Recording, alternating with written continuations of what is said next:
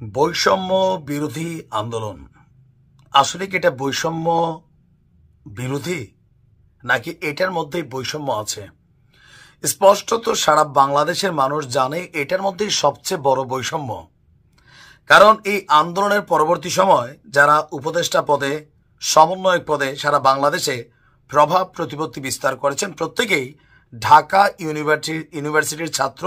এর উপরে বন্ধু বান্ধব লেভেল, জাতীয় নাগরিক কমিটি বলেন, বৈষম্য বিরোধী বলেন, প্রত্যেকটা জায়গায় নাহিদ, আসিফ, সার্জিস, তারপর হচ্ছে হাসনাত, তারপর হচ্ছে যে মাহফুজ, তারপর হচ্ছে আপনার এই যে আরও যারা আছে, এরা 90% ছেলে একে অন্যকে চিনে 5 বছর।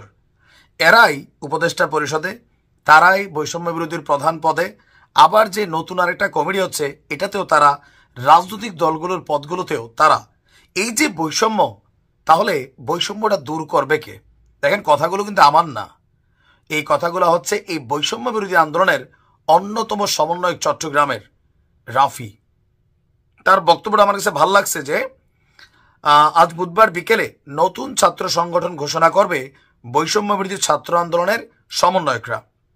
কমিটিতে যাদের নাম আলোচনায় তারা সবাই ঢাকা বিশ্ববিদ্যালয়ের শিক্ষার্থী। তাহলে সারা বাংলাদেশকে শুধুমাত্র ঢাকা বিশ্ববিদ্যালয়ের 5-10টা ছেলে, তারা কেন এই টোটাল টিম, রাজনীতি, আগামী দিনের প্রধানমন্ত্রীর পদ, ক্ষমতা সবকিছু তাদের হাতে? বাকি ইউনিভার্সিটিগুলো কোথায়? প্রাইভেট ইউনিভার্সিটিগুলো কোথায়? এই ঢাকা ইউনিভার্সিটির কয়জন ছাত্র মারা গেল, কিন্তু ক্ষমতা টেকনিক্যালি একটা বন্ধু সার্কেল, তারা সবাই নিজেরা ক্ষমতাটাকে কুক্ষিগত করছে, টেকনিক্যালি এটাই করছে। তো রাফি বলছেন যে নতুন রাজনীতিতে ঢাবি মানে ঢাকা বিশ্ববিদ্যালয় এবং ঢাকা কেন্দ্রিকতা বন্ধ হওয়া উচিত।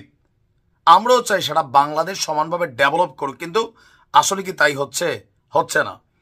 28শে ফেব্রুয়ারি যেই নতুন রাজনৈতিক দল আসতে যাচ্ছে, সেইখানেও আপনার যারাই শীর্ষ পদগুলোতে আলোচনা আছে সবাই ঢাকা বিশ্ববিদ্যালয়ের শিক্ষার্থী। রাফি যেটা বলতে চাচ্ছে, তাহলে বৈষম্যটার অবসান হলো কোথায়? আসলে কিন্তু হয় নাই।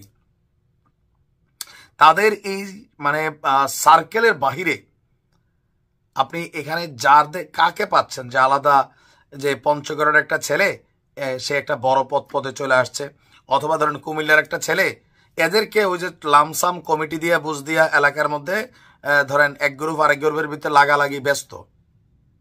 কেউ পদত্যাগ করছে, কেউ বলতেছে না, লোকালি একটু হালকা পাতলা, কেউ সালাম টালাম দেওয়া, চা দোকানে, ওই হাসপাতালে খুঁজা বিভিন্ন কাজ করা, এরা এগুলোতে আছে। কিন্তু মেইন যে জায়গাগুলা, কেন এই আন্দোলনের পরেও বৈষম্য দূর করতে গিয়ে তারা নিজেরাই এখন তারা বৈষম্য তৈরি করছে? আমারও স্বাভাবিক প্রশ্ন, এই যে প্রাইভেট ইউনিভার্সিটির জন্য একটা কমিটি তৈরি করে দিছে, এটা লামসাম টাইপের কমিটি। ভাই, মানে কি যেই পয়েন্টগুলো আছে, ধরেন একদম যতগুলা কি পয়েন্ট, নাগরিক কমিটি, বৈষম্য বিরোধী, আরও তাদের যে বিভিন্ন সংগঠন আত্মপ্রকাশ করতে যাচ্ছে, কোথাও কিন্তু আসলে ঢাবি এবং তাদের একটা সার্কেল, ডক্টর ইউনূস যেমন সরকার গঠন করছেন সব এনজিওওয়ালাদের নিয়া, ওনার সার্কেলের চট্টগ্রামের মানুষ নিয়া, তো বৈষম্য বিরোধীরা যা করছে ঢাবি এবং তাদের নিজস্ব বন্ধু বান্ধবের বাহিরে কাউকে জি হুজুর করার বাহিরে কিন্তু কেউ রাখছে না। তাহলে সারা বাংলাদেশে এই 10টা ছেলেই কি সবকিছু করছে? 64 জেলায় যে আন্দোলন গঠিত হয়েছে, বাকিরা কোথায়? যার কারণে রাফির এই স্ট্যাটাসটা যথেষ্ট মিনিংফুল। দেখা যাক কি হয়। কিছুই হবে না, মনে রাখেন।